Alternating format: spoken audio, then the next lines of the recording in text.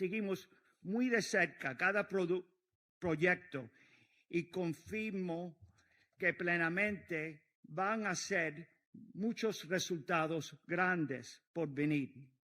La pregunta ya no es si Argentina va a convertirse en una potencia energética.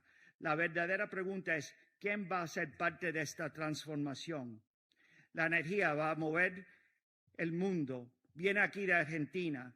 En los próximos 30 años, la energía que va a mover del mundo viene aquí mismo de Vaca Muerta. Y estamos decidiendo hoy el futuro de Vaca Muerta y el futuro de Argentina. Por favor, no pierdan esta oportunidad. Si ustedes están en el sector tecnológico, traigan soluciones ahora. Si tienen experiencia, úsalo. Si no, compártenlo.